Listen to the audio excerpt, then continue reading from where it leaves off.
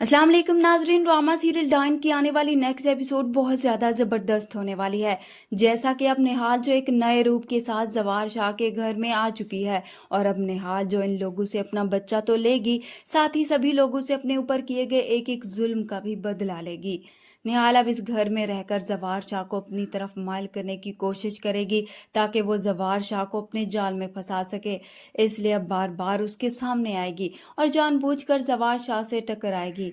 निहाल जवार शाह से टकराकर गिरने लगेगी तो वो उसे संभाल लेगा, गिरने से बचा लेगा। तो अब निहाल जवार शाह से कहती है कि आपका बहुत शुक्रिया, आपने मुझे गिरने से बचा लिया और मुझे यकीन है कि आप इसी तरह से हमेशा ही मेरा साथ देंगे।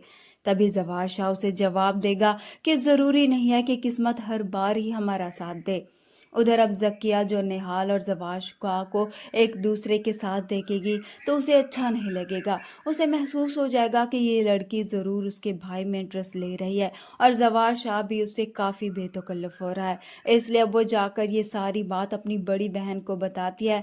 फौजिया तो सुनकर हैरान होती है और अब वो जकिया से कहती है कि तुम फिक्र मत करो, इस लड़की को मैं खुद ही सबक सिखाऊंगी। इस तरह से अब निहाल जो हुनैन को उठाने के लिए आ रही होगी तो वहां पर फौजिया आ जाएगी और वह निहाल को धक्का देगी जिससे वो नीचे गिर जाएगी और फिर फौजिया हुनैन को खुद ही उठा लेगी।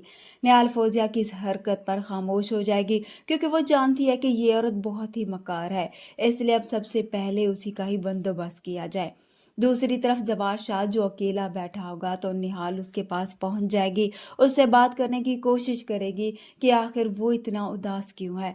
तभी जवार शाह उसे अपने दिल की बात बताएगा कि शबाब के लिए पहले मैं ही सब कुछ था, लेकिन मगर जब से हुनैन हमारी ज़िंदगी में आया है तब से ना ही वो अपना ख्याल रखती है और ना ही मेरा।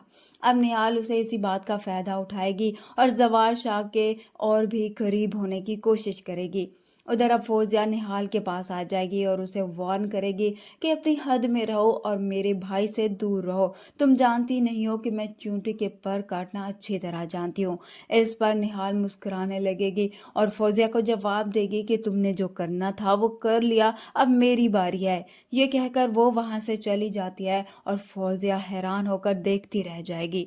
दूसरी तरफ अब निहाल की माँ जो बड़ी मुश्किल से ही जवार शाह की हवेली में दाखिल हो जाएगी और फिर निहाल को वहां पर देखकर हैरान होगी।